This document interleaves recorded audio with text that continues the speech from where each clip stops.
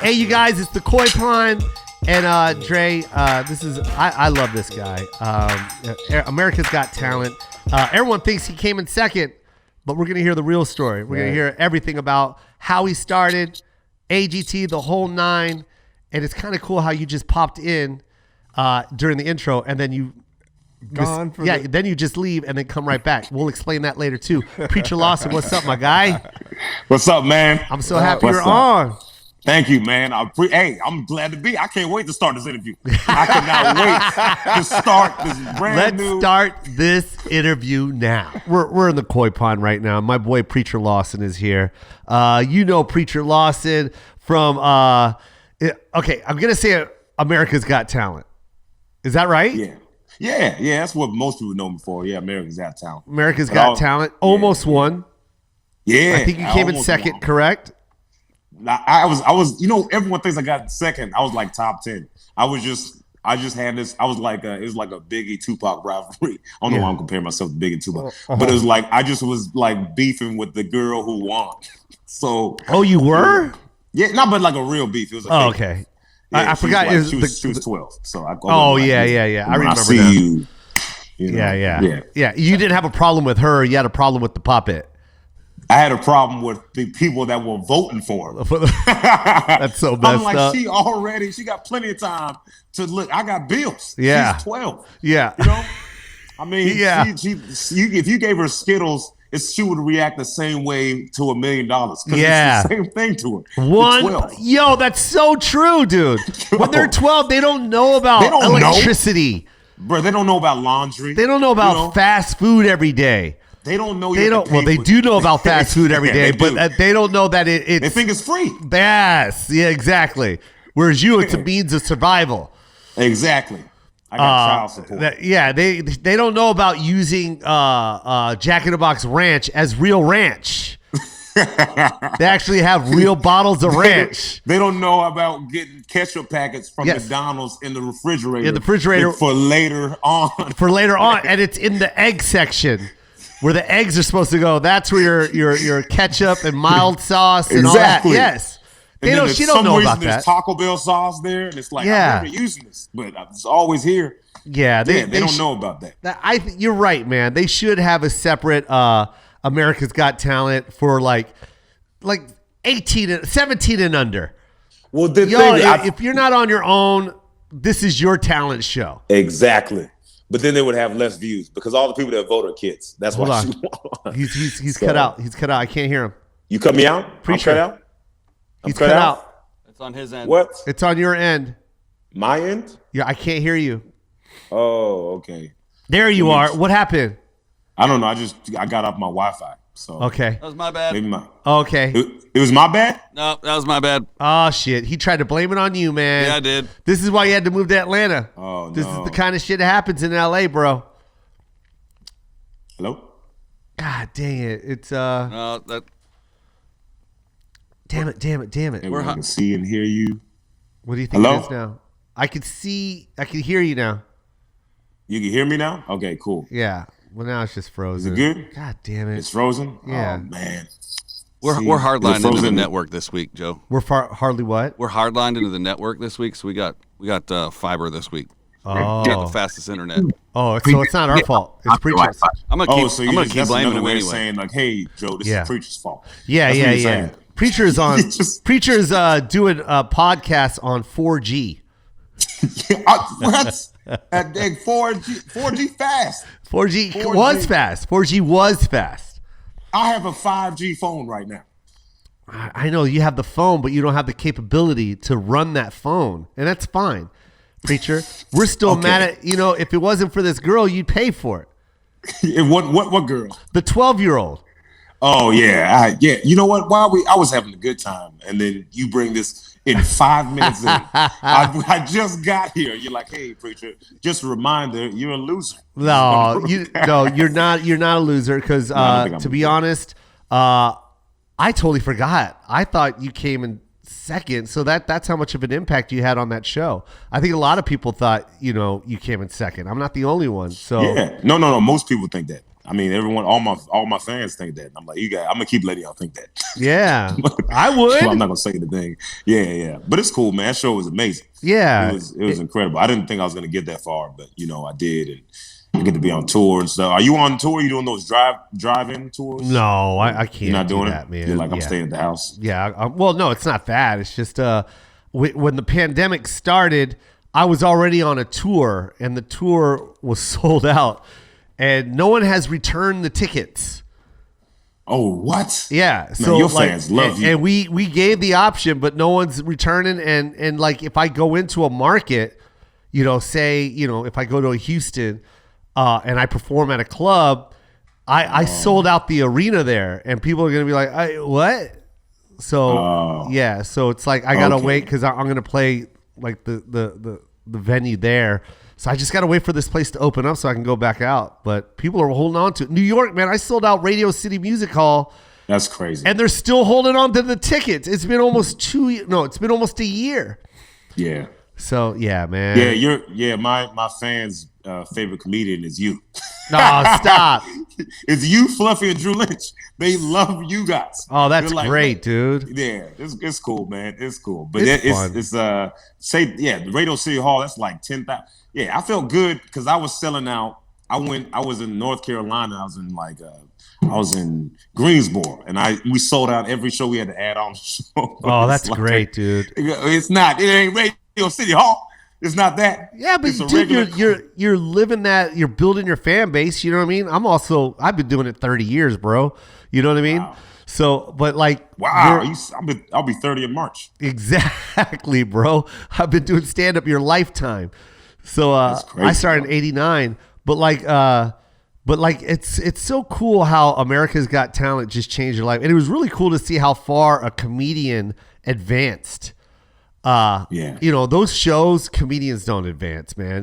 We don't, our acts, it doesn't even matter if you're a clean act. It just doesn't, just doesn't resonate in those type of situations. It's either you're a comedy show or forget it. If you're going to have a juggler or, dancers on roller skates before me, that are jumping through fire hoops. And now you want me to do stand up for 4 minutes? Like, it's not. It's hard. It's weird. And people don't get it. Weird. Yeah, man. Yeah. So you pulled it off, bro. Hey, yeah, it was great, man. My past management, they didn't want me to do the show for that reason. They were like, it's like they had like someone on that show that didn't do that well, and it was like it did worse for them than it did, better. No. And they were like, don't do the show, and they would look at the contract. There's like this contract. It's like slavery. And I was like, I don't think you can say that. Yeah. I think slaves were like, this is like a AGT contract, Like, come on, man. But it was, I was like, I'm just going to do it. I was like, I'm doing it anyway. You did. You went against them. Yeah. I was like, I'm going to do it anyway. They're not my management anymore.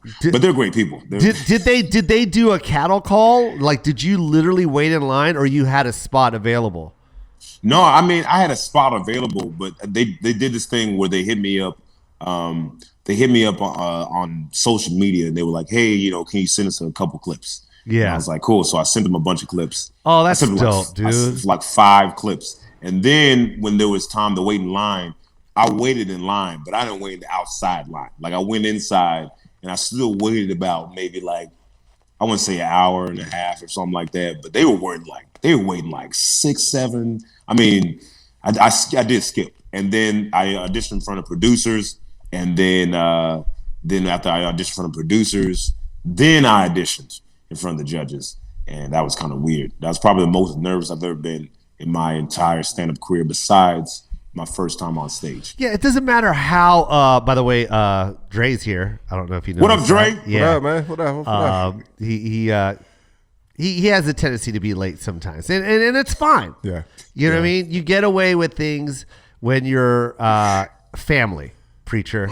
So whenever you're family, you can be. You can do things like you can actually say, "Hey, man, I forgot," and it's cool. I have the worst employment record on history. I think 1,000,000,000%. And I usually charge it to being black, but today I'm here. Preacher's here. I I was like, I could be there in 10 minutes, and then I stood up and I realized I had on Zoom shorts, and so yeah, you had the nice top. I'm doing the Zoom show. Yeah, I'm like, I hope this computer don't fall. Right, yeah, exactly. Yeah, you had the job interview up top, and then you had ready to go to bed at the bottom. 24-hour fitness. That's right. Just woke up clothes at the bottom. Yeah. Preacher, this is Andre. I'm sorry he's late. I guess just say goodnight. We're done. Like, we're done. Is yeah, that it? It's been an hour and 15 minutes already. All right. Hey, nice. What's up, nice man? show, I met him earlier. Yeah, we met earlier. He was on the regular Zoom, and then they were like, "Hey, Dre, you know you're supposed to be there, right?" And he was like, "That's so funny." I'm supposed to be there. Oh man. Well, what was interesting though is what happened was the thing that happens anytime I enter a room is the other black person in the room gets offended that I'm there. Yeah. I was like, I thought I was the only one. Yeah. We always think we're the only one. Yeah. Yeah, man. Now I got to compete. Who invited this N-word? Whose idea? That's great, man. We're having technical difficulties, man. Are we really? Yeah, it's just you keep cutting out, so it's fine though. So don't get mad at us if our response is delayed or something like that. You know what I mean? It's just that you chose to do the pod from the moon. You're the one on a NASA spaceship trying to talk to Earthlings. Jesus Christ! Like this is the worst delay ever. This is the kind of I don't even hear a delay. Like you are literally like 7 frames. Yeah. Yeah. So if I don't hear a delay, but y'all hear a delay, that means y'all got y'all equipment from Dollar Tree. No, that means you're actually in space. I have the brand new iPhone. Hey man, no one's gonna believe you because we're on a set and you have egg crates behind you, and you don't even have enough egg crates to cover the fucking wall. You just said fuck it? Yeah. What would you say? That's enough? In Amazon, it looked like it was a lot. I guess I should have ordered 2 bundles of egg crates. I did. I was like, this dude ran out. This should be enough. You can move the camera closer and just fill in the right side, or just move the 2 bottom panels. Hey, better yet, why didn't you just sit in the corner? Why did you move forward? Dollar Tree, motherfucker. You are in Dollar Tree. You are in the egg section. It looks worse. I can't do this. Hey, but there you go. Yeah, that you know what? That would have been like, hey, Preacher is in a booth in the 70s. It's way better than running out of egg crate, Preacher. But it's called good. Oh my God, you should have never started this roast battle, man. Hey, man, listen, you should have scouted out your situation before you opened your fucking mouth. This guy said, you got your equipment from Dollar Tree. Oh boy. Y'all still get y'all equipment. Y'all still have jacked up equipment. It doesn't matter that I got my egg trace. I just shopped at the same place y'all shopped at. Absolutely we went wrong, to the same bro. store. We went to the same store. You ever look at drive past the 99-cent store and go, what could be cheaper than this? That's where Preacher's at. Preacher's at that store. I think it's the 88-cent store. Oh my God. Oh shit, man. Okay. God damn, you spent all that AGT money already, huh? I'm joking, They didn't Brad. pay me. Can't you tell? Oh, they didn't pay They didn't pay me for that show. I want to ask you a serious question about AGT, though. Okay, so you said that the contract was kind of like, your reference was the slavery contract. Where that wasn't my reference. That was their reference. Okay, who said that? Who said that? That was my old management.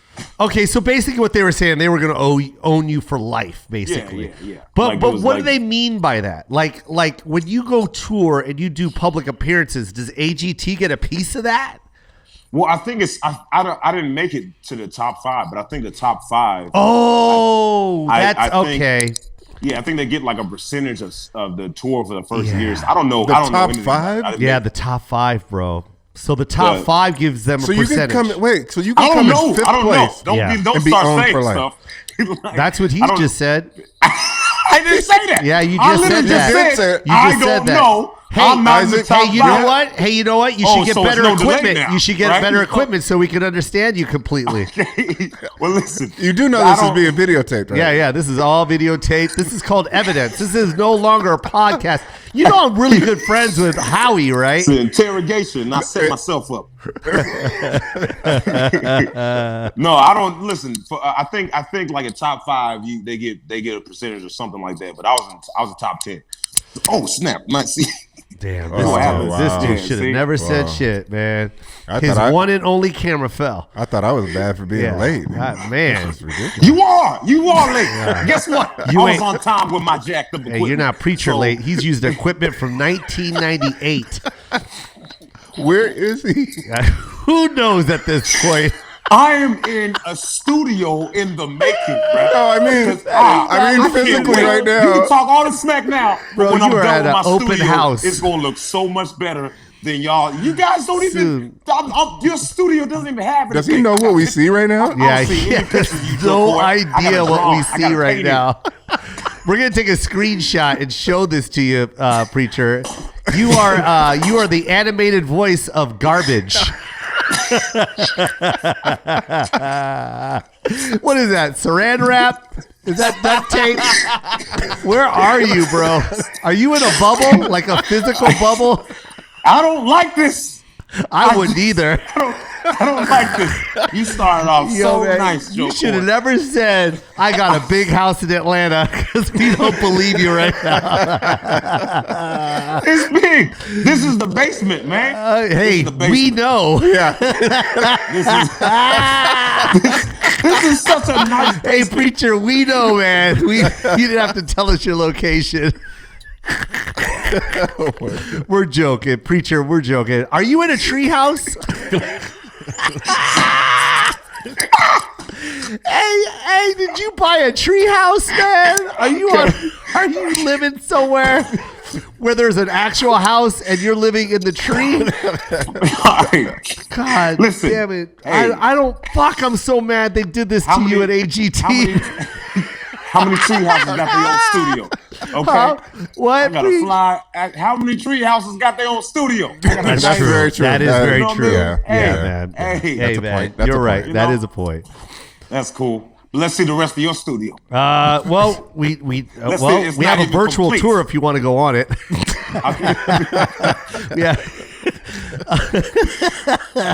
I'm dying. I'm not telling you any more information. I'm sorry, every time man. I tell you something, no, it's just like an alley-oop.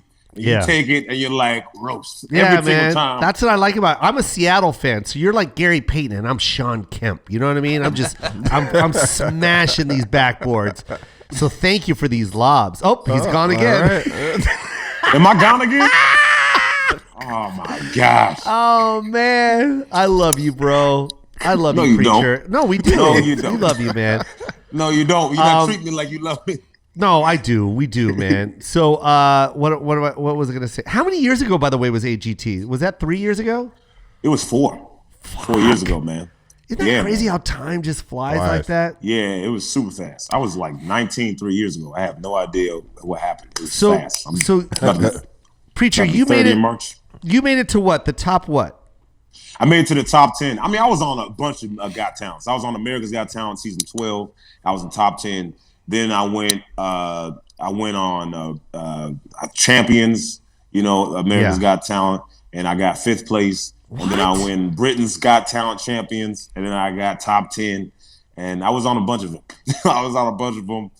And so how out of the 3 shows that you were on, how many episodes per show would that be?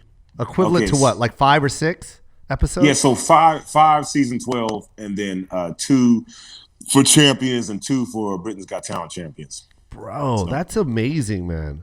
Yeah, it's pretty cool, man. That's amazing. And how many years were you in stand-up when you got the first America's Got Talent? 8 years. 8 years. Yeah, I was in 8. I think I just hit 8 years. because March 3rd is my anniversary. So this March, I'll hit 12 years. See, this is why, Dre, like I tell people, don't listen to anyone else but yourself. It may be the wrong decision, but at least no. And I'm not. That wasn't a diss, right? Because this was my idea. I listened to myself when I decided to go ahead and. Yeah, that was pretty bad. No, but what I'm saying is, even if it is the wrong decision, at least it was your decision. Right. Because at least you can say, at least you don't have to say, man, what if I did do America's Got Talent? Yeah. I couldn't imagine if I didn't. Your whole crew told you not to. Yeah, and I will tell you this, Preacher, if I was 8 years in and my management said, don't do, by the way, I didn't even have management. I didn't get an agent until my 10th year. So, if they would have said, don't do it, I wouldn't have done it. Right. I was like, oh, yeah. Okay, I wouldn't have done it. So for you to get the balls to do it, were you just hungry? Because that's that hungry. Yeah. That's that like, fuck, I will perform in front of washer and dryers at a laundromat hungry. Oh, absolutely, man. Yeah. And that was what I was doing at the time. So I was like, why would I not do that? I was like, I'm going to not do this and then do what? So I was like, let me just do this. And I was like, I feel like, if you look at America's Got Talent, it's a family-friendly show. My stand-up is family-friendly. So it's like, I feel like, when people look at me, they consider me this harmless. I don't know why they say a harmless black guy. They can't just say, but I'm not, they always say, oh, he's like a harmlous black guy. Yeah. Like, why can't I just be a black guy? But whatever. Yeah. So, but I'm considered like this harmless black guy. I'm like, I'm family-friendly. I'm just, I feel like I have a universal style. So I feel like I don't know how they don't look at me and say, oh, he would do well on that show. Yeah. I thought I would do well on that show. And they would beg me not to do it. For a second, I did consider it. Okay, so when you were 8 years in, were you a clean comic? Well, I never really considered myself a clean comedian unless I wanted money. So then someone was like, you're clean, right? And I'm like, well, how much? Yeah, right. I'm clean. How much is clean worth? Right? I never really considered myself like a clean comedian unless I was just trying to book corporate gigs or I was just certain gigs. I know, but for America, for AGT to reach out to you, you got to be squeaky clean. You know what I mean? Like clean enough. They would never reach out to me. That's for fucking sure. Well, every comedian on that show is dirty, but me. Really? Yeah. I mean, they're not dirty, but they're not clean. Like Drew's not. Drew's like he's not. He'll talk about whatever. And you got Jackie. Jackie Fabulous. She's disgusting. Yeah. So it's like I remember watching her do some of her jokes, and I was like, that joke's funnier if she said what she really says. That joke's so. I think that what they do is, even my jokes, they were like, hey, take this out. Do you think you could refresh the StreamYard page just to see if that'll help clear it? Because you're still coming in kind of choppy. And I'll remind you. Would you like me to just go upstairs? Yes. All right, I'll go upstairs. Yeah, we'll wait for you. You can see my giant house. Oh, yeah. Well, let's just hope you have giant internet up there. But also, Preacher, just refresh your browser. So it's going to mean you have to rejoin the room, but that will often clear it up. Oh, wait. You're already clear already. Hey, you're clear already, bro. Never mind. Well, Forget I said shit. But yeah, keep moving. You told me I was jacked up, so I took off my Wi-Fi, and then I just joined it again because I was like, I'm going upstairs. Oh, yeah. So what's up? I think what happened is you bought. I think your egg crates are radiated. I think you should throw those away. They're blocking your Wi-Fi. All right, guys. I had a great time on this podcast. I had a really good time. Come on. Show us your house. Let's do a virtual house tour. Anyway, let me get out of here. Oh, I didn't mean to show you my Tesla. Wow, nice. That doesn't matter. Good for you. You deserve that. Don't go in the garage. Oh, sorry, heavy bag. Oh, that's nice, man. Heavy bag. Don't go in the garage. Cool. That's Don't go in the garage. Yeah, don't go in the garage. I'm not going in the garage. Stay wherever the Wi-Fi is. All right. We're going straight to the Wi-Fi. But it's going to the upper room. All right. Why don't I just sit by the modem? There goes my mom. Hey, man, can you stick the modem inside your ass? Hey, Mom. Times are good when you got your mom doing heavy equipment. She likes doing that. Hey, Mom, hang the 82-inch TV or you don't eat. Hey, I cannot believe you just showed everybody. Do something, or she's not going to eat because she cooks the food. So how is he like? I need her to. That is so wrong, Preacher. You should have not shown us that. All right. It's cool. Yeah. I think that's so much better. That's Brandon. Oh my God! Look at that. That's so good. That's so cool, dude. Yeah, that's great. Yeah, so, yeah, man. So when people are invited to your house, hey, just lay on the floor. I don't have furniture. I just got this house. And he's not laying on the floor. Sure he's not. No, you're not. Sure he's not. Sure he's not. He's on a beanbag. Yeah. You know Hey, man. That's not no regular Amazon beanbag. Yeah. I went to a special beanbag store. Yeah. It cost me a lot of money. At a kid's store, because only a kid could fit on that beanbag. That is a full-grown human. I'm willing to bet it's the same. 6'3", 340 pounds. Yeah, with a neck ache. His neck hurts right now. I bet that's the same place he got. The same place that he got his Wi-Fi. Oh yeah. This is the same. He got. Hey, listen, my Wi-Fi is right there. It's right there. Yeah, and it works. Yeah, I know you're trying to brag. You have no idea. This man trying to. I love it, dude. This man been roasting me the whole time, bro. Preacher is like. Preacher saw a flyer that said Wi-Fi with free beanbag. And he said, I'll take that. I don't want Verizon. They don't have bean bags. Jesus.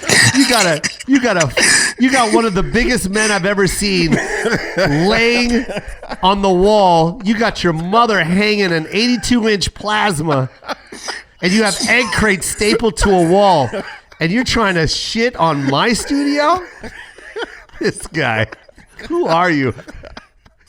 And then his screen went out again. Oh, did it? Yes, my Preacher. screen went out. Oh, well, how are you hearing me? Can you hear my voice though? Yep. Now we can hear you. You're back. Now we can hear you. Hey, man. Hey, listen. Preacher, have you always been a big smile? One thing I know about you, dude, is it's that big smile of yours. And is that always been your you know what I mean? Has that always been your personality? Were you always be the happy guy in the room guy? Yeah, man, I'm pretty happy most of the time. I mean, I get angry. I mean, when I get cut off, I'm out like ladies first. You know, I still get mad, but for the most part, I'm pretty happy. Yeah, you know. Yeah, I'm pretty happy. I think you were born with a smile, because even when you close your lips, you're smiling.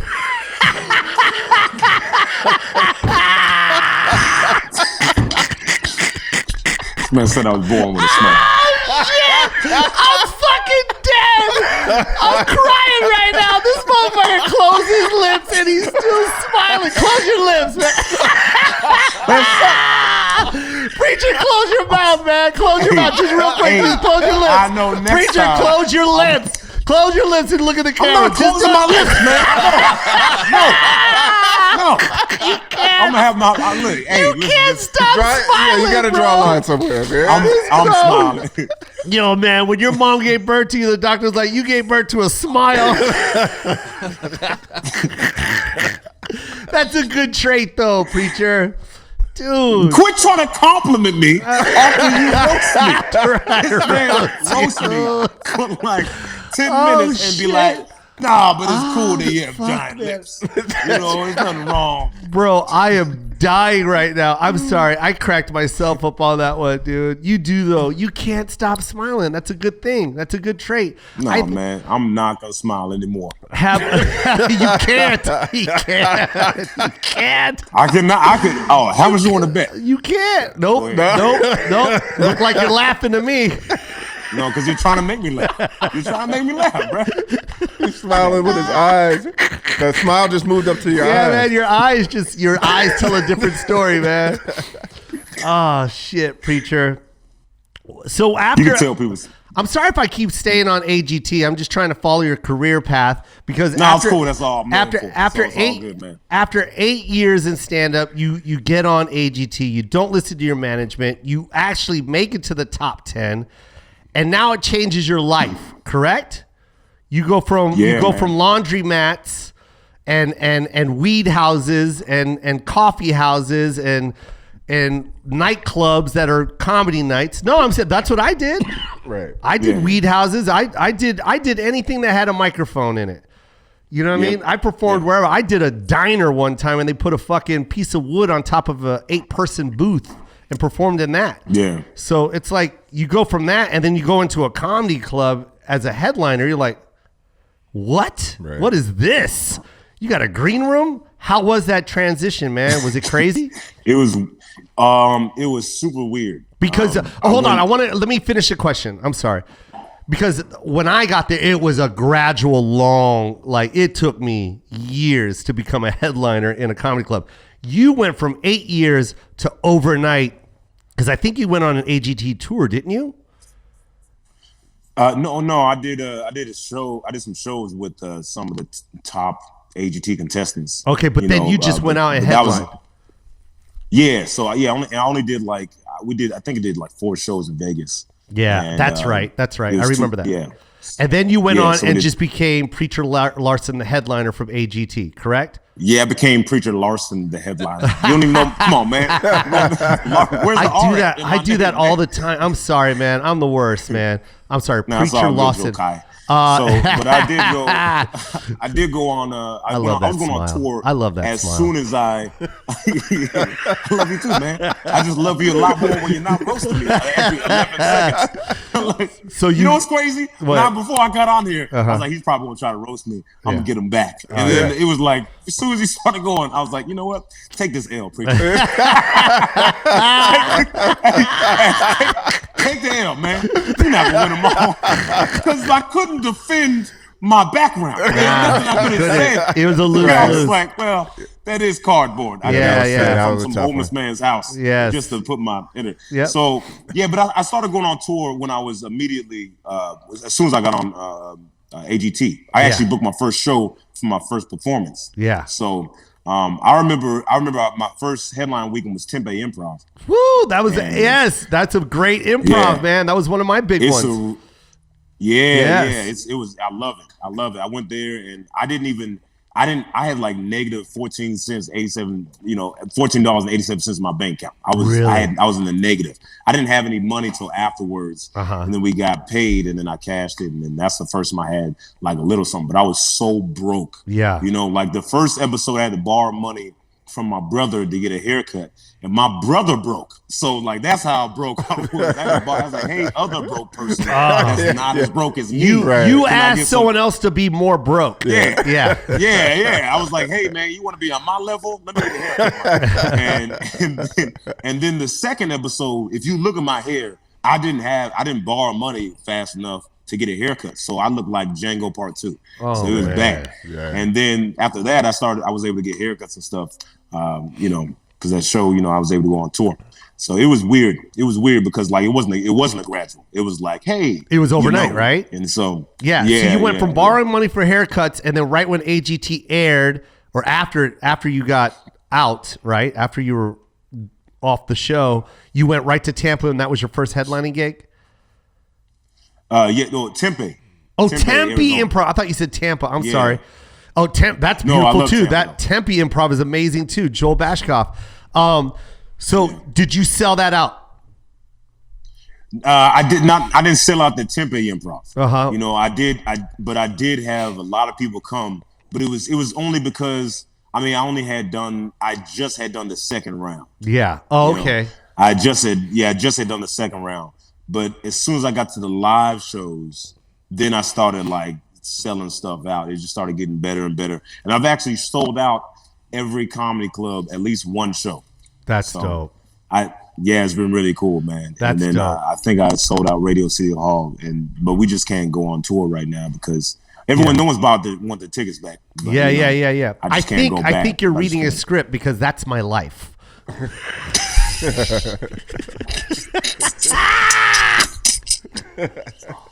Okay. But yeah, that's good. Yeah. That's dope, though, man. Congrats to you, man. It feels good, right? When you don't listen to somebody and you trust your gut. Yeah, it feels great, man. It So feels really good. When you started booking Tempe and all that, right? Were you still with the same management? Yeah. I had the same. Yeah, I had the same management until, Just till recently? after. Did I cut out again? No. Oh, okay. Oh, so yeah, I had the same management till like after AGT, because the management I had, they were great for where I was at, I believe. Yeah. But they didn't really want me to do. They really didn't want me to do America's Got Talent. They didn't show up to any of the interviews. They didn't show up to a lot of. They showed up. The only time they showed up was the last performance. Not even the last performance. It was just a finale, and then they were saying who won. And I was like, I had the first show, second, third, fourth, and fifth. they didn't show up to any of that performance. And they didn't show up to any of them. Wow. But so you let them go. They didn't think it was. Yeah. Was that part? That's like not knowing my dad my whole life. And then I won a Super Bowl, and he's like, "Hey, we did it! Come on, man, we did it! Get out of here, bro!" Yeah. So right when you booked Tempe, you already fired your management. No, that was I did Tempe when I was with them, when I just had done the second round of America's Got Talent. Okay. I just want to know when you fired him. When did you fire him? Like right after the show? After AGT. Right after AGT. Right after. Hell yeah, dude. Yeah, I fired him. And you were like, you remember when you told me not to do this? Right. Well, yeah. You're probably going to tell me not to do this either. You're fired. I didn't know how to fire them, because like firing management team, I mean, I'm sure you know this. Yeah. It's almost like breaking up with someone. It is. So I didn't know how to do it, and I definitely did it the wrong way. Because what should have happened was, I should have been like, hey, let's go out and get some coffee or something like that. Coffee is quick. Be like, hey guys, I appreciate everything. We got to go da da da da. Yeah. But I was like, hey, let's get something to eat. So we ate, and they knew I was going to fire him the whole time. So we're just eating awkwardly, right? And then like paying the bill. And after they're like, I'll pay it. And I'm like, hey, don't worry about it, because I just got to say this. No, you did. Oh, man. Say it. How'd you end it? What'd you say? I just told him, I was like, hey, man, I just pretty much told him, I was like, you guys, didn't really want me to do that. I mean, I feel like I appreciate what you've done for me so far, but I think that this is the end of it. And then they were like, we did want you to do it. And I was like, you gonna sit there and lie to me? Right. Wow. Like, we did. We just in the beginning. So well, at least you paid the bill. It was. Yeah. I did. I paid the bill, man. I paid the bill. I would have pretended to go for my wallet. You would have got. I would have been like, let them pay. Yeah. Well, so you gonna fire somebody after they pay? After they pay. Okay. That's what I should have did. I would have been like, if I would have listened to you, I wouldn't have won AGT, and I wouldn't have been able to pay for this bill. Right. So I want you to actually feel what it feels like to have that old client. Role play. Yeah, we're gonna role play. We're gonna role play here. Pretend I listened to you. Yeah. So then you fired. Yeah. You know what? I hate to say this, man, but I fired my last management, I think, via text. Oh, come on. That's tough. Yeah. Well, did they know it was coming, so it was easier? Okay, well let's talk about this, preacher. Why is it that firing someone has to be a formal dinner setting or a formal coffee setting in person? True. What is that? Very true. Why do you? Right. What is it? The last meal? Yeah. What you know what I mean? Like, what is it? That's that, true. To me, that's humiliating. I don't know. I think it is. It's pretty bad. No, right. I'm not saying you. Everyone says that's customary. No. Everyone says that's customary. Yeah. I don't think it's customary. You're about to tell somebody you don't have a paycheck. Right. Yeah. Why do we need to do this over dinner? There's nothing you want. What is it? Is it to see them grovel and beg? That's humiliating. Yeah, that's a tough conversation. That's a tough conversation. Yeah. Because what follows that is an argument. And then of course pride kicks in, and you'll never make it without me type shit. Right. So why do I need to hear that in person, man? Right. My only question is when you fire somebody via text, do you use emojis? I did. I used cry face. Oh my God. I used cry face emoji, and then I said I'm a real, and then put the shit head emoji. And then you should have used this one. Yeah. Hey, I did this. Preach. We did this. What you're doing? We did. It's funny. Okay. But since your program is made from Dollar Tree, Oh, I don't know what's going on. That's true. Yeah. Hey, man. I can't see it. I only see my face. I know. So, okay? so you're just assuming we're from Dollar Tree, but we're seeing where your friend is sitting, and we know that's Dollar Tree.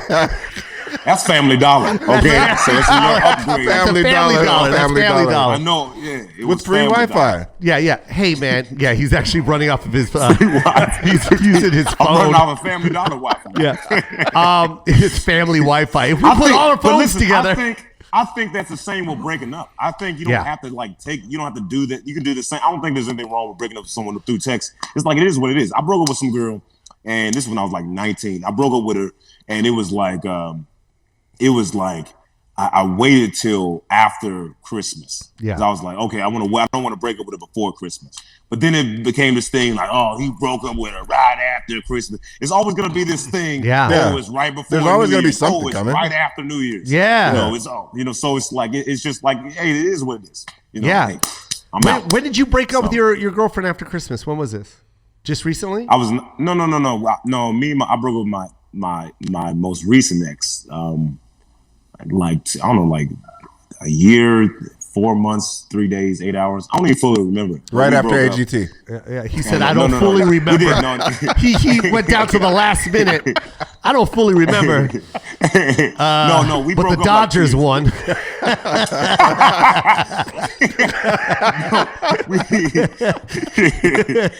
We broke up like, we did break up after AGT, but we got back together. We broke up and got back together like probably 20 times. And that's not even exaggerating. Yeah, I got one of those too. Yeah. I got one of those. Yeah. Who doesn't have one of those? Yeah. Okay. I used to make fun of people that had those. I never had one of those. Yeah, now you're that guy. These people, I know I'm the guy. So you agree with me then, Preacher? You agree with me that why do we have to do a formal breakup? I think even with a girlfriend, I don't think there's anything wrong with breaking up with a girlfriend via text or a phone call. Not anymore at least. I don't think there's anything wrong with it, man. Yeah. I think it's easier to cope when you say goodbye on the phone and you hang up, and then it's easier. But do you know how hard it is, especially if you're breaking up with a girl? Yeah. Right? If you're breaking up with a girl, and I'm not saying there's a difference. All I'm saying is, dude, she's got to walk out of that restaurant. She's got to go to the car. She got to drive home. You know what I mean? And you know where I'm going? Shopping. Because it's just a regular day for me. In fact, I'm gonna spend all the money I would have spent on her. Because you made her pay. But would you? Yes. But would you be able to take a phone breakup or a text breakup? 1,000,000,000%. You'll just be like, all right. I wouldn't give a fuck. Honestly. Nice. My response would have been like, thank you. It was so bad. Thank you so much. I didn't know how to say it myself. So I think I broke up with my ex when we were living together. No. So that was how you wake up next to somebody like, hey, still no? Like it's just it was so bad. Yikes. How long do you stay living together after that? Was it an immediate move out, or was it I know it wasn't an immediate move out. It was like a week and a half or something. It was just way too long. Yeah, that's rough. It was like we broke up, and then I remember I came back, 1 weekend from being on the road, and then I was like, she took all her stuff, and I didn't realize how much stuff she had. And I was like, I don't got nothing. Man, she took my stuff too. She brought the couch. Hey! She took everything but the bean bag.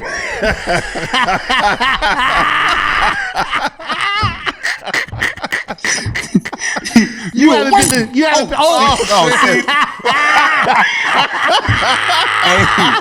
I can't stop laughing at you, Preacher. This motherfucker. I want you to learn from this podcast Hey, and never listen, start off learning. bragging about shit. It has been downhill. He has dropped his camera 9 times. You know what I learned? I'm just Yes. going in y'all studio. Yes, Yeah. please I'm gonna come go here in your next studio. time. I'm I going to go in can't- your studio. I'm not going to smile as much, Yes, yeah, that's impossible. and I'm going to come late. So you said you broke up with a girl that was in your house. You went on the road, and then she finally moved. She finally got all her things, right? She just needed a Yeah. week to get her stuff and find a place. Well, I helped her with everything. Yeah, I mean, did too. helped her. I did too, man. I've helped every girl that I broke up with financially and all that stuff. I'm a good. I'm not doing that again, though. No, you should. You should. You I'm not- should. No, listen, you should. I'm not- You're a public saying figure. that, You're a but public I did figure. it, You're a and I public regret figure. it. I think, huh? Oh, because I'm a public. Oh, Yeah, okay. it's worth it. It's worth the investment. Okay. You don't want. But it's want like that. they don't. It's not like they tell people. They You know what I don't. mean? They It's- don't. But you know what they will tell? If you don't. If you You're don't. right. Okay. And You're right. and you know what, bro? We're in a position where we can. Look at it Yeah. that way. You're in a you're position right. where you can. Yeah. And I'm not like hurting. Yeah, you're right. yeah, That's true. man, you got this, man. I strongly believe in that whole. There's 2 things. There's those 2 things that they say in life that you should always do. Respect your elders. Mm-hmm. You know how these. Oh, he's just old. Let him say what he has to. No, fuck you. Yeah. No. I don't care how old you are. Right. Fuck you. You know what you said. Yeah. I don't give a shit. You're 70. Fuck you, you 70-year-old. Right. Fuck you. Say sure. one more thing. I'll kick you in the shin. Some of my best fights are with old people. You kick someone older than shit and they die. Yeah, man. Yeah. Yeah. You will kill just an don't- old they just person don't if you break their shin. Yeah. They don't have a leg anymore. Yeah. But you should have watched what you said, you old motherfucker. very- Watch your mouth, man. Watch your mouth. What's you the, old- okay? What's the second one though? What's Yeah, the what's the second? second one? The second one is I don't believe in the formal breakup or firing. I don't believe in that. Okay, cool. I Okay. just I don't was like, believe where's in he you. going with this? No, I just Because don't I thought the believe in. second one was like you don't hit women or children. So I was like, okay, what? I thought you were gonna be like, I don't believe in that either. You should be able to beat You the don't hit shit. anybody the same size as Yeah. you. She's the same size. She's the same size. She works out too. If I see a kid the same size being disrespectful, Oh shit! No, I don't believe in the formal breakup or like, dude, that Right. doesn't make sense to me. Yeah. It doesn't. It's done. Bro. If you're gonna break up with somebody, get ready for the biggest fight of your life. Well, yeah, but I think that makes perfect sense, and I think you're right, and I agree with you. Yes. It doesn't work out that way practically all the time, though. Nope. It doesn't. Because At all. the other person is like, I want closure. What is closure though, Dre? yeah, it's not closure. Who knows? But what is closure? Who knows? What is closure to you, preacher? What is closure? I don't think. Listen, the closure is an opportunity to get back together. They want to try. They want to try. They want to try some more. When has this ever happened where you're like, why did you break up with me? I just wanted to date. I didn't like you. All right, that's why. And- oh, okay, good. Yeah, and then they go, okay. I just needed that Yeah, clarification. thank you. Closure. I'm glad you told There was me. no way you didn't could have like me. texted me that. I needed to hear that in person. I don't get it. Yeah, I don't know It's about ego. closure, man. It's the ego. Is But it I the mean, ego? yeah, I always thought the right thing to do was at least FaceTime them and be like, hey. But that's always what happened. Like that's why me and my ex kept getting back together because we would break up and then she'd be like, "Come on," I'm like, "All right." Yeah. Wait. He starts to break up with her on FaceTime, Yeah. and the Wi-Fi starts to fail every time. It's pixelated. Yeah, see you later, man. Hey, we're just gonna talk to the guy that was laying down behind you. That's how they got back together 20 times. I mean, it's just, I'm sorry, man. I couldn't help it. man, you could have helped. That it. was a You setup. No, You set that you up. set it up, man. You know damn well you can't break up with anybody via FaceTime because your Wi-Fi is shit. My Wi-Fi. I was in the basement. I know. I was in the basement. Hey, man, And my sure. house is so giant. I love that it. it's Right, hard right. for Yeah. me to get the. You know what I loved? You know what I loved, man, is when you took the earphones out and walked away and threatened us as if you weren't going to be on it anymore. Guess what appeared behind you? Another person. I know. I was thinking that. I was like, nigga. Yeah. We just started interviewing him when you left. Oh man, I love you, dude. I want to. I love being in that spot, man. I was in that position too, man. When I started, when things started taking off for me, bro. Yeah. And the first thing I did is I bought a big TV and went, "Hey, mom, hang this shit." my mom cannot hang an Hey, mom, hang this shit. I gotta hire someone to do that. Yeah, sure, you hired someone to do it. When you came upstairs, your mom was like, "I can't get it out of the box, baby."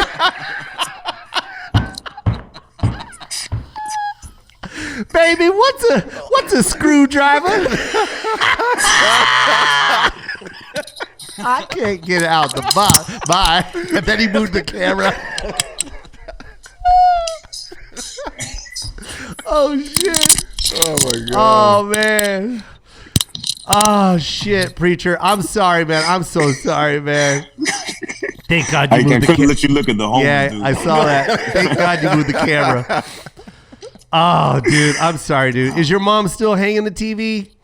She's not hanging the TV. She's putting together a foosball. A foosball. Oh, man. Foosball table. God, I love your mom. It's a gaming center. Yeah, I love my mom too. Oh, your mom's the best. I'm gonna buy you a gift, man. Can you give me your address after the end of this pod? I'm gonna send you a housewarming gift. This son of a bitch. Yeah, you should probably send him a tripod. Yeah, I'm gonna send you a tripod. I got a tripod. I just don't have. Listen, man, I can't find my AirPods. Okay. So I got a string. Yeah. And then I'm excited a lot. So a lot of times I'll do my hands. Yes. And then it just. Yes. Yeah, and then it knocks the whole computer over. We got it. It's computer. Yeah. My iPhone 12, man. Oh, it's an iPhone 12. iPhone 12 Pro Max, 512 gig. I mean, who's counting? Yeah. I love how much he valued the show. Yeah. I love how much y'all value me. We love you, bro. I love y'all too, y'all. So, was your family living in Atlanta, or are you guys all just up and wet? No. They live in LA. We live in LA. Oh, so they came out to help out? Yeah, well, I mean, this man, he's a comedian. He's a comedian. Is that really your brother? No, that's not my brother. Oh, I thought you said that was your brother, man. I'm sorry. No, you just assume that because you're racist. No, not at all. Not at all. Not at all. You assume me and him were brothers. Cousins. Cousins. I'm cousin. No. He's just he's not my brother. He's just a comedian. But he's on tour with me, him and Can you give comedian a name? Brandon. Thank you. Bricks. He said you know him. He used to work at the Improv. Oh, that's cool. Yeah, man. I don't know that motherfucker. He said, "What's up, man?" What's up, man? Yeah, he said he remember you.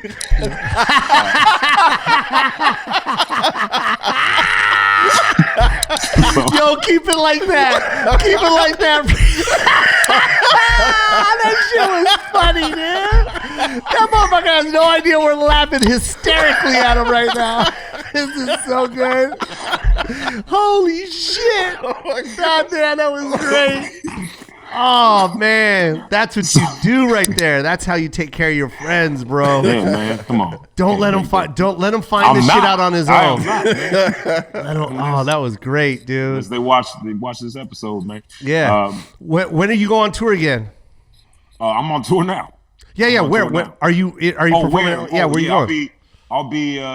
I'll be in South Carolina, Greenville, South Carolina this weekend. Nice. What club is that? And then it's Comedy Zone. Comedy. Oh yeah, Comedy Zone. Okay, and then what else? Yeah, remember when you used to do those? Yeah. And then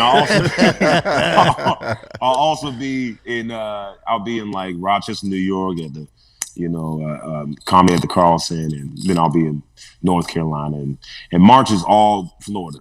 So Tampa, Orlando, all that. All the improvs there. Yeah. I'm going back to Orlando. I get to do the Phillips Center. So that's like my first taste of Jo Koy. You know what I mean? Oh, dope, bro. That's dope. But that's because I'm like, that's like my home right there. So okay. Yeah, so it does really well numbers. But I'm excited. So yeah, that's really cool. I'm excited, man. I'm going mainly to the places where they don't care about their life. Yeah. And I'm just kind of, because LA, they're not trying to do shows there. So I'm like, all right, man. And it's great being down here because I'm never at the house anyway. Like, I'm never home. I'm always flying. I've been on tour ever since I was on AGT. I've only taken 2 weeks off. Yeah. And besides the pandemic, Isn't that crazy how when that stuff starts to roll in, it's like you really don't want to take a break. Like I remember when it started taking off for me, I literally looked at my agent and I was like, every week, man.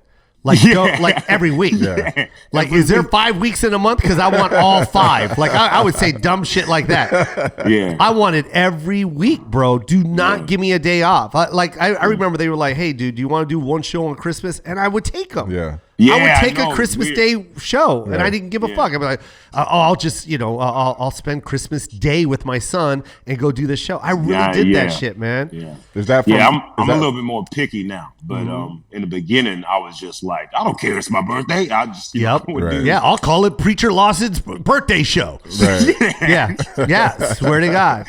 Yeah. Swear to God. So, and then you start to take your days off because you start to realize, fuck, I need this off. But what's different between us, you and I and everybody else is we take a weekend off. We calculate the amount of money we just took off.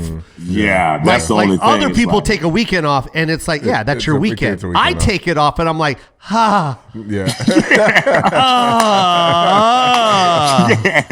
what I was like. Was it worth it? The whole pandemic, I was like, I could have done this and that. And it's crazy because I don't want to complain because, I'm very fortunate to be where I'm at in my position. Yeah. So there's so many people like in this pandemic that's losing their job and they're just losing they're losing like family members. They're losing a lot of things. But when it started in March, that was the most money I was going to make my entire life. That whole March. I was like, I cannot wait till March. And they was like, pandemic was like in your face. And I was like, all right, now I can't complain about this because who wants to hear someone be like, this was the most money ever? Right. So it's like, I got to keep it to my, so I need to shut up, but I'm really fortunate to be in my position, but that's what I think about when I miss weekends. I'm like, man, I could have been doing this and this, and I'm just scared of being broke again. I don't want to be broke. Yeah. I don't know. That shit. No, you're right, man. That makes you hungry. But you know what's crazy, Preacher, is there's people that go, I don't want to ever be broke again. Like and do what we do, right? Just fucking work hard and take everything and make sure that we never have to work at a fast food restaurant ever again. Yeah. And then there's people like, I don't want to be broke, but just stay broke. Yeah. Like don't take any initial steps. Don't even move forward. Just complain about being broke. Yeah. And I don't get it, dude. I don't get it. It drives me crazy because your management said don't do AGT, and you were like, no, I don't want to be broke. Yeah. And I know if I do this and I at least get exposure, even I bet you your mindset was I don't actually know. Maybe in your mindset you were like I could probably win this thing, or maybe your mindset was like I need a TV spot. That was it. I didn't think I was going to, I never thought I was going to win it until I got to the finals. Yeah. I thought I was going to get on that show and then I was going to perform and then they was going to be like, all right, nah, but some we like you and half we don't. But then when I made it to the second round, I was like, oh, okay, that's cool. That'd be cool if I got to live shows, but whatever. And then it just then I got more confident. Yeah. So but your initial response was just the TV spot, correct? Exactly. Yep. I was like, I just want to be on TV. I need TV. I need the TV exposure to move me forward. And dude, that's what I'm talking about. When you're hungry and you really want to do it, and you tell yourself I can do it, dude, you just do it. Yeah.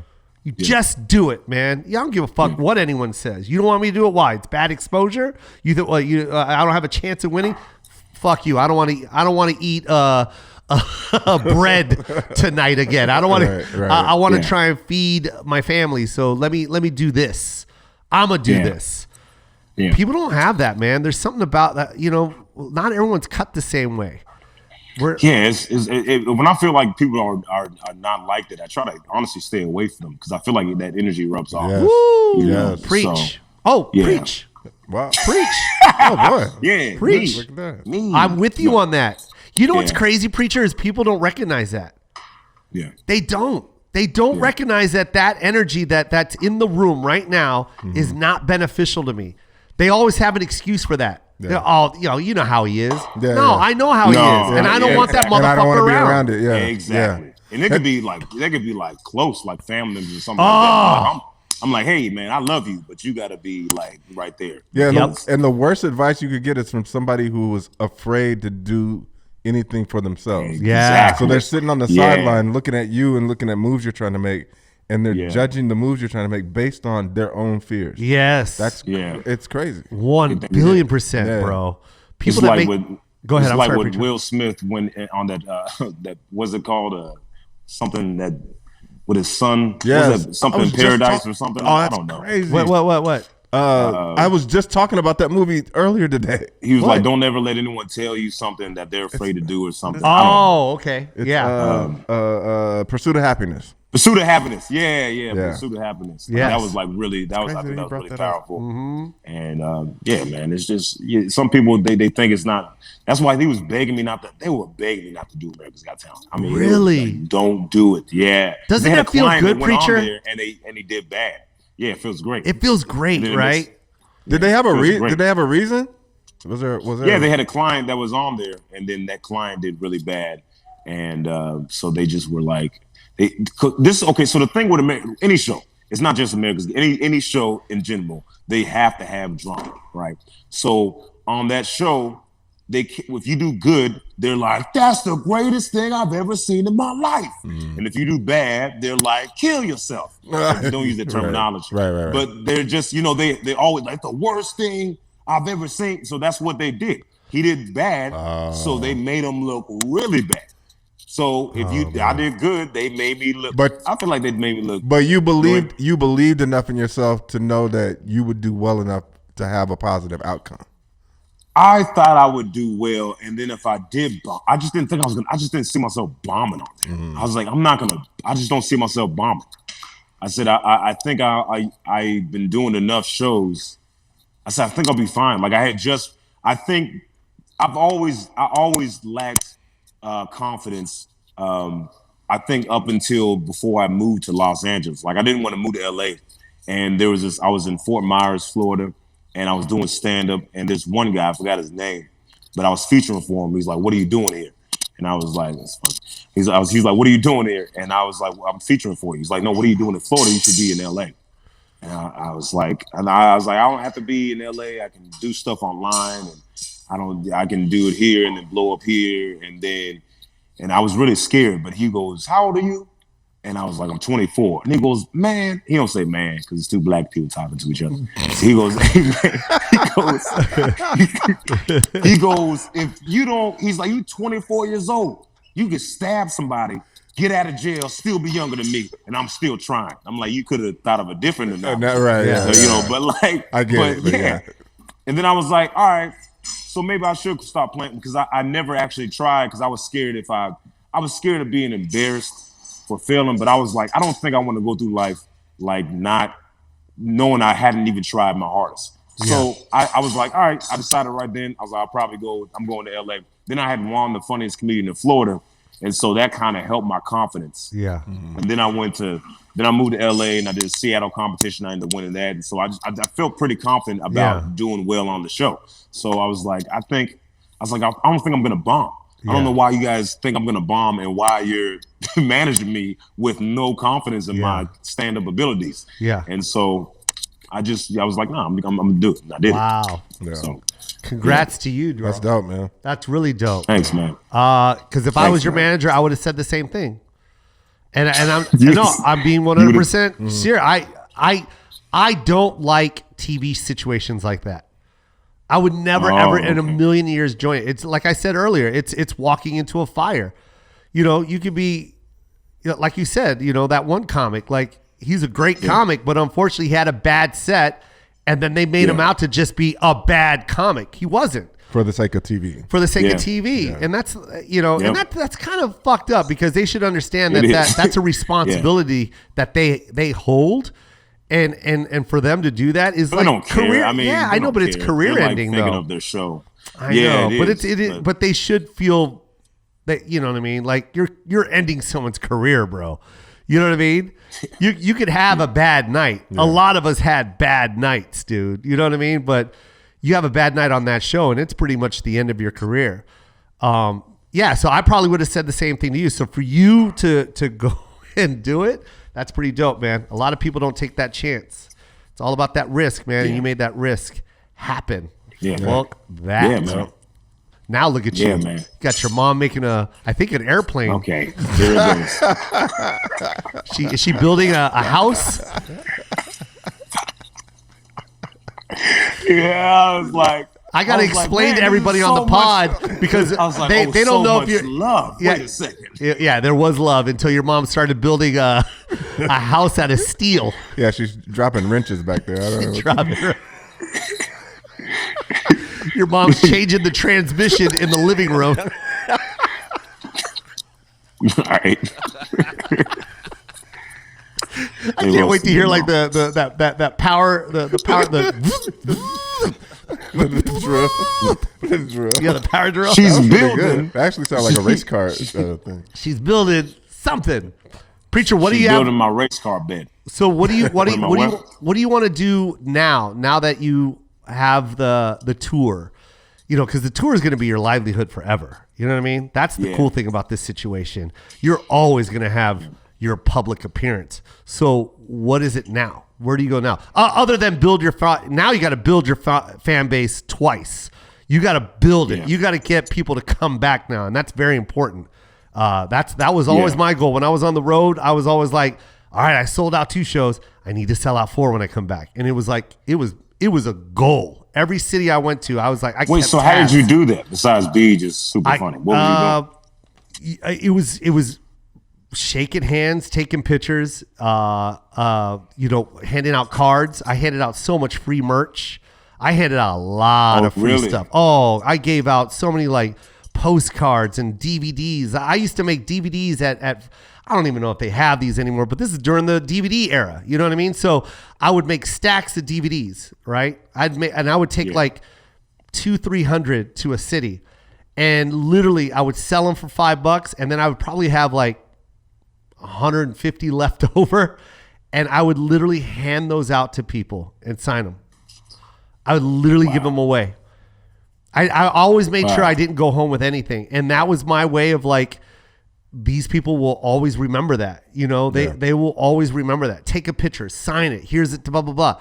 Yeah, my flyers were always cool. Like you could hang it on it. Like if you worked in a cubicle, you could hang it. Like I always thought like that. Right. Like this is a cool picture. It wasn't like this cheesy advertisement. You know what I mean? It was like a cool picture of my son crying. You know what I mean? And then it just said jokoy.com at the bottom. Like I always thought of like things that they could like always show to people. Like I wanted people like if they went back to work and put it on their desk and someone goes, "Who's that baby crying?" It would be that conversation starter. Like, "Oh, this is that comedian. His name's Jo Koy. This is his son." Like I always did shit like that, man. And I did it in front of the Laugh Factory. To this day, you can ask any comedian that worked during that time with me. During that time, Dane Cook, Tony Rock, Godfrey, John Lovitz, they all know during that time, Jo Koy was always out front of the Laugh Factory handing out thousands and thousands of flyers. Thousands, bro. I would print 10,000 flyers a month. Wow. And that's how I built my fan base. I swear to God, bro. That's how it all happened, man. Yep. I'm just stealing that whole idea. So that's great, man. I mean, I want you that's to. That's so smart, man. I mean, I do pictures and stuff afterwards. Yep. And I'll like give stuff, you know, I'll be like, "Who wants a t-shirt?" And then I'll throw one out. Yeah. I'll throw one. Yeah. You know, yeah. I'll throw one, but then I'll go with a suitcase back. And I'm like, man, I don't feel like taking this suitcase, you know? So it's like, that's what I'm saying. So Preacher, so when you have a business, right, you have to pay for advertisement. So how are you going to pay for advertisement? A billboard, radio spots? Do the math in your head, right? It's a lot, bro. You get a billboard, that's $4,000 a month. Easy. For your business, just to keep a restaurant open. Dude, we don't have any overhead but us. You know what I mean? I don't have a building. I don't have to buy food or none of that. So all that cost goes into me. So that's how I always thought. I was like, yo, look, I could be spending $4,000 a month on a billboard, or I can give these shirts away. Yeah.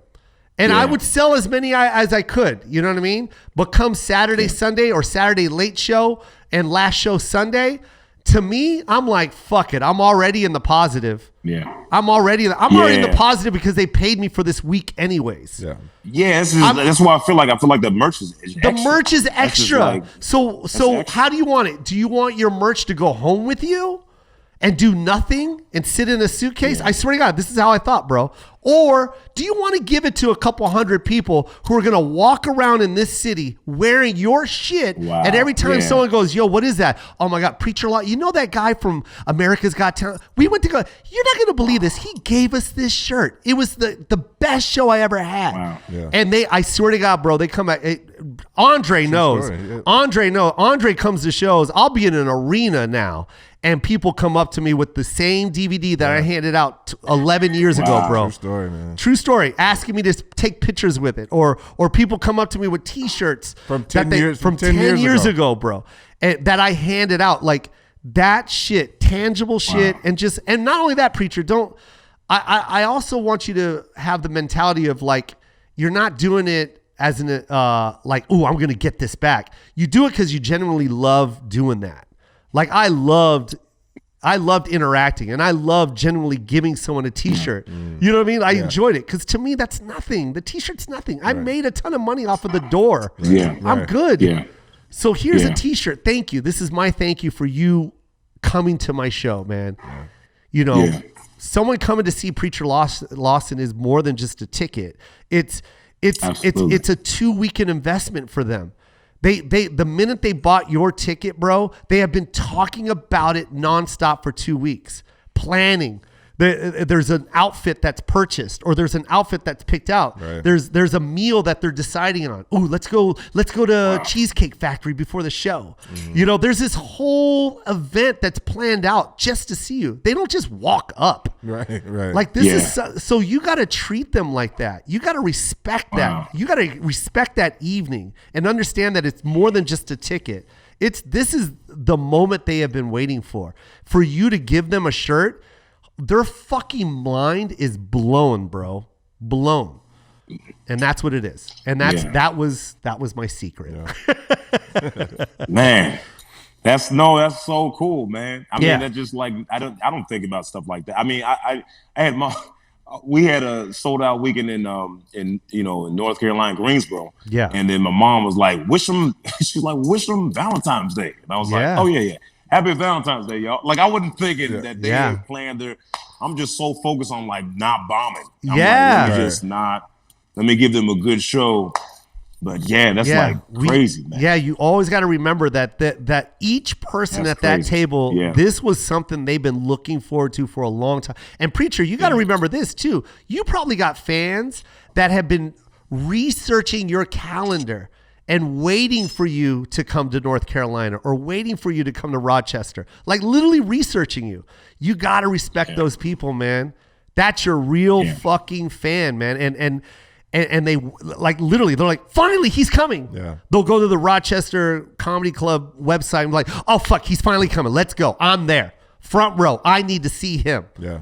Get me VIP tickets, honey. I want a picture with him. Like, bro, you got to like, that to me, that is everything. And I want that person forever. I want that person to the day I retire, which will be never. You know what I mean? But I want them to come to my show. Yeah. You know, and that's crazy, what it was. Man. I'm never retiring either. Huh? I said There he goes. He's gone again. Yep. Refresher. Yep. Somebody called me. There you are. You're back. Somebody called me. And so that's what happened. All right. My Wi-Fi was working totally fine. I know. Yeah. And then somebody called me Preacher. on my new iPhone 12 Max Pro 512. Who's gigabytes. counting the gigabytes? We know. We heard that. But that's why you need a laptop as well. Okay. I have a laptop, but I don't have a tripod for my laptop. Hey, man, we believe you. We believe you. I gotta sell. get a tripod. For yeah, you need a lot of things. You need a chair for your friend to sit on. How's that? He's got a neck ache. I'm using the chair. He has a neck. He has a neck pillow. He does have a neck pillow. Yeah, show him your neck pillow. Yep, there it is, man. Yeah. Okay, I love him so much, dude. Look at that. That's it, man. And those are for airplanes, not the house. That should never be used as an accessory at the house. Ever. Hey, ever. Recycle. Okay? What are you talking about? That's awesome, man. Preacher, you're a good guy, man. Thank you. You're a good guy, man. I appreciate all the knowledge, man. Appreciate both of y'all. Yeah, man. That was like, what's up, man? Yeah. It's great, man. Love your fans, man. They're number one.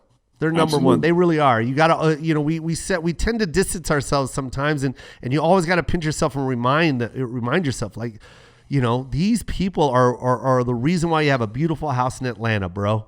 Yeah. So fucking shake hands, take pictures, give out gifts. I'm not gonna shake hands yet, but yeah, I'm gonna do bump elbows, whatever it is, bro. Yeah. Get handout gifts, yo. Andre knows, bro. Yeah. I used to do meet and greets, and I would tell him, I would literally say this on stage. You don't have to buy anything. Just come up, let's take a picture. I used to say that all the time. Because to me, it's more important that we take a picture. To me, it's more important. Here's another one that I'll give out. You ready? Yeah. A lot of people were doing this whole thing. Buy a Polaroid from me.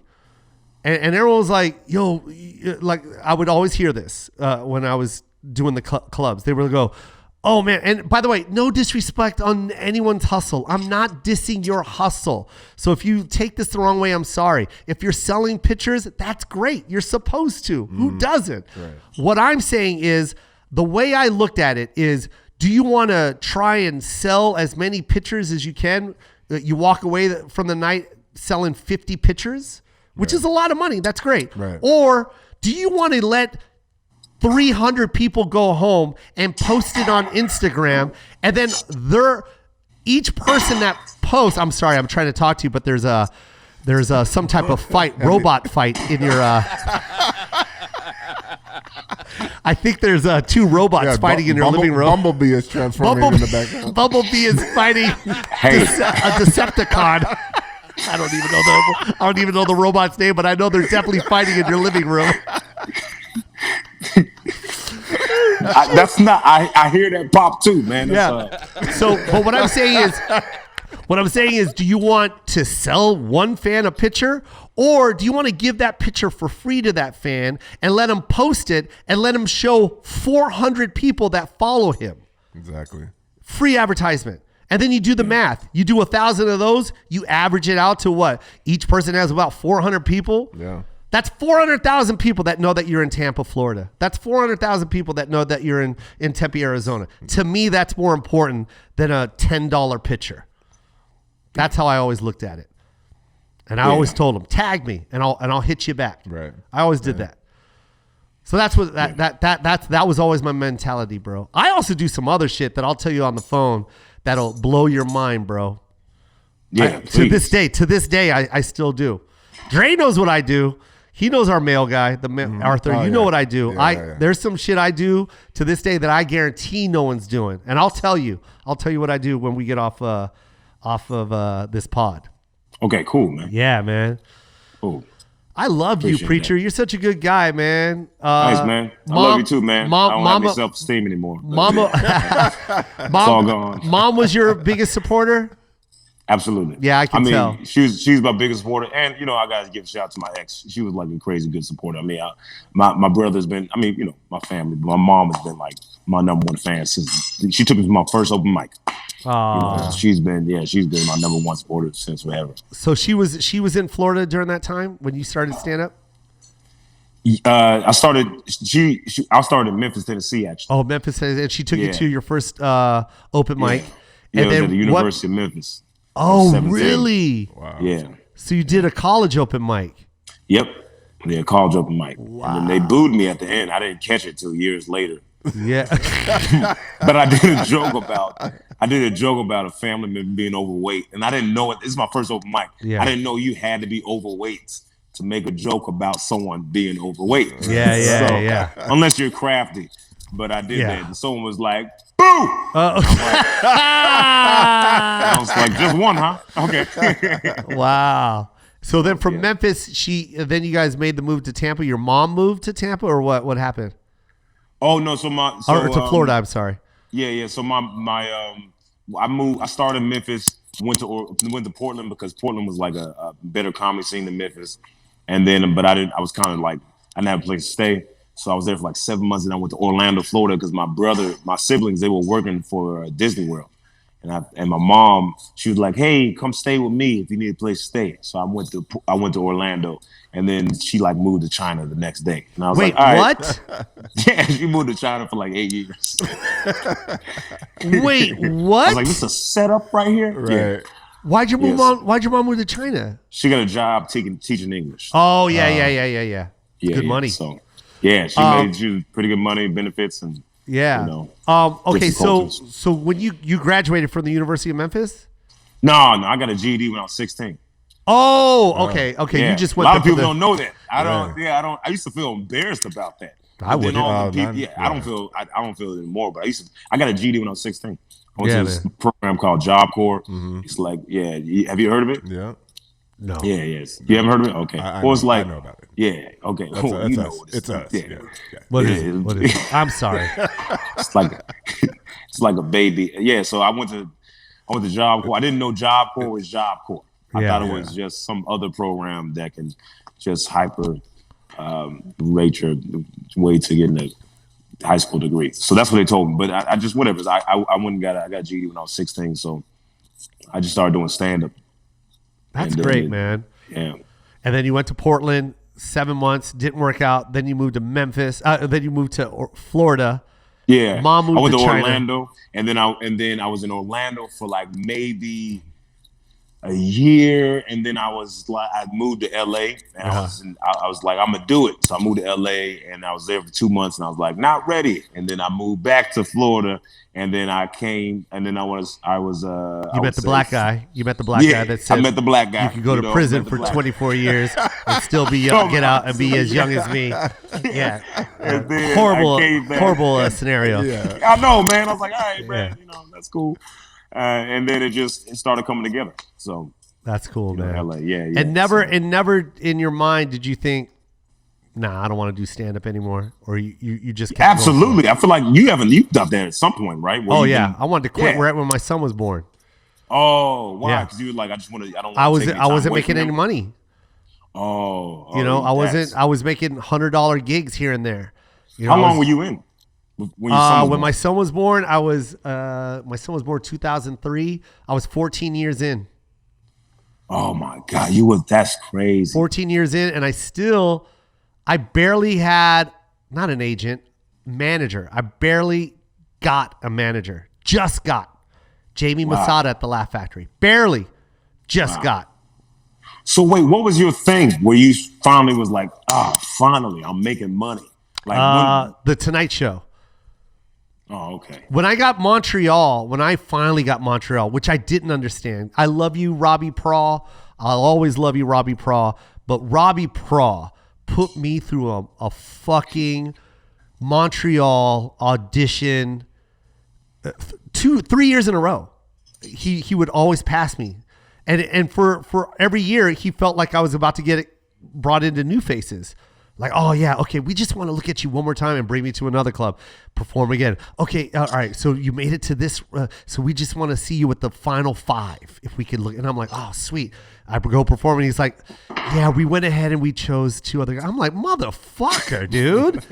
He did that to me 3 years in a row. And then finally, the third year, he finally accepted me and brought me to Montreal, and I did New Faces, and that's when I got The Tonight Show.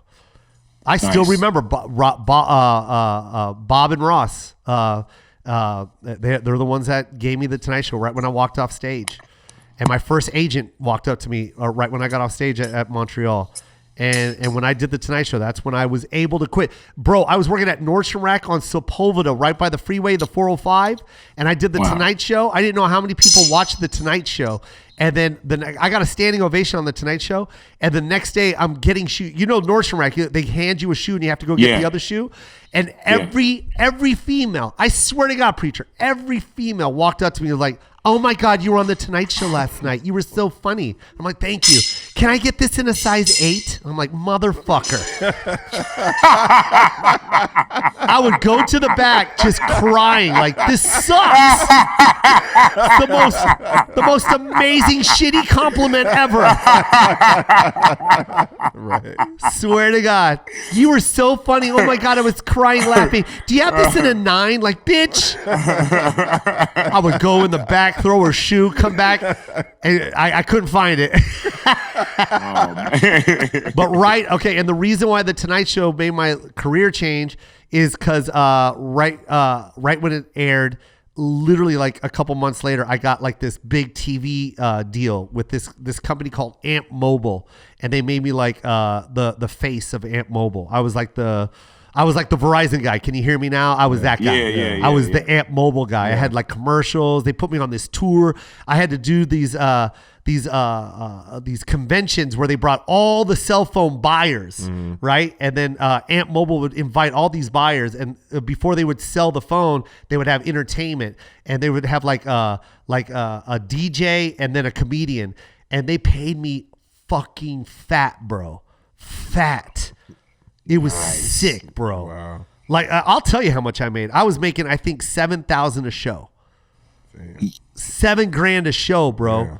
Like, that's I went from Nordstrom Rack to like $7,000 a show, bro. So how fast did you quit? I quit so fast. I had 3 jobs. By the way, preacher, I had 3 jobs. I was working at Nordstrom Rack, Borders Books, and part-time Wells Fargo, and I was also doing this yacht on Marina Del Rey. I was cleaning boats, but because I had my son, but I was able to finally quit my job, dude.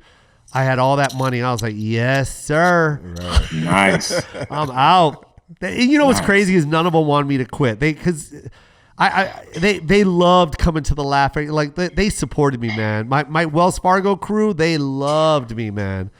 They loved me. Are you still cool with them? No, I don't. It's been so long, but they love me, dude. If I had to if I got a gig, they let me leave. Yeah, they didn't give a shit. But finally, I got to quit. So yeah, year 15, man. Year 14, 15 was some rough years, man. And then seeing my peers blow up was crushing me. You know what I mean? So yeah, I remember you saying like Kristen Lee featured for you or something. I used to take him on the road. There was other cats too, man. Like, me and Kevin Hart used to tour together. That's crazy. Me and Fluffy used to tour, and just seeing them explode the way they did, and I'm just like, God damn. But before Kevin was Kevin, it was just Kevin and I doing these radio shows together. You know what I mean? And we were at the same level, and then all of a sudden, just through the roof. Fluffy, same thing. It was crazy seeing that, man. But I loved it. I loved seeing now that. Godfrey got his, man. He finally got even. I'm even at him. I was like, I've always really said cool that. To see it. I've always told really people cool about Godfrey. I was like, yo, man, this dude right here, man, best impersonator ever. Like, he's amazing. And what's crazy about Godfrey is he's not an impersonator comic. Yeah, he's a comedian, and he's a very woke comedian too as well. So he's very smart. And then super smart. And then if you want impressions, I got them in the goddamn pocket as well. Like, you know what I mean? Right. Like, he'll just drop those dimes on you. You're like, God damn. Yeah. It's not like he sets it up in a way, where he's like, could you imagine? Yeah, never. He's like, I was at Mel's Diner, and Steve Harvey was sitting at this booth, and I walked up to him and he was like, no, he doesn't do that. It's like you were gonna do a Steve Harvey. No. It's just that, but those kind of those cheesy setups, he don't do. He just, the way he eases into it is just fucking brilliant. And yeah, it's great to finally see him come up as well. What about Tiffany Haddish, dude? Like, me and Tiffany are best friends, bro. Oh my God. And me and Tiffany used to do the Laugh Factory, broke as shit. And she blew. I remember watching her at the Improv. I was at the Improv And I just remember her, she was just slaughtering. She was slaughtering, right? This is before she was, big or whatever. And she was like, I just want to let y'all know, y'all better get y'all pictures now because I'm about to blow up. I got this movie coming out and it's fire. Yeah, and then that's a good she was, thing. and she was like, but she was so hyped. And then I tweeted her afterwards. I was like, I like that joke about da-da-da-da. And she didn't reply. She just liked it. And I was like, that's why your movie about to bomb. Hey, it was girls' trip. And then she blew. I mean, it was just crazy. And now she got these Netflix shows where she's like putting on these other comedians. And it's like, I mean, it's just crazy. She blew up. Like just. I love her, man. Really cool. Yeah. I love her so much. Just to have that struggle with her was amazing, man. It was cool because I was just on the phone with her yesterday. We were FaceTiming yesterday, just talking about stuff like that. And it's just like, it's cool to see her in that position where it's like, damn, Hollywood is just handing you scripts now. Right. Yeah. God damn, I love you. So it's beautiful, man. It's a great journey, and it's we always got to remember our roots, how broke we were, and appreciate what's happening now. Yeah. And then putting our mom to work. Yo, I was just trying to I should have been talking. Yeah. I don't know if your mom is. That's crazy. I don't know if your mom is cooking or building that refrigerator. You don't know if she's cooking the refrigerator? Yeah. Hey, I think your mom is indirectly trying to tell you to get off this pod.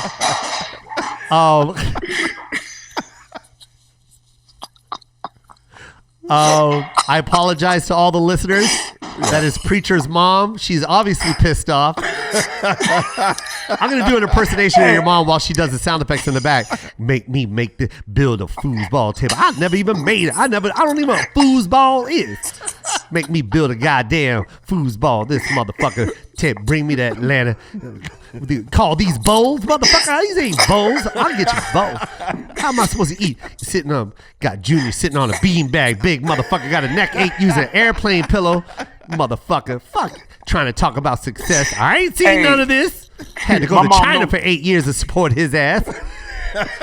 She, motherfucker. She, motherfucker. Hey, my mom don't cuss. Oh, she doesn't? She don't cuss. Oh. I heard my mom cuss like twice. And that's how we end this. Yep. That's how we end this. Yep. That's how we end this. She just throws shit all over the room. She throws shit all over the room. She throws S all over the room. But you know what? This is how this is how we end this interview right now, man. That is a perfect ending to who you are as a person, man. Your journey was amazing. I'm glad you trust your gut, and I hope more people do that. Yes. That's the way and the key to life, man. But if you believe in something, it's not going to happen unless you make it happen, unless you trust your gut.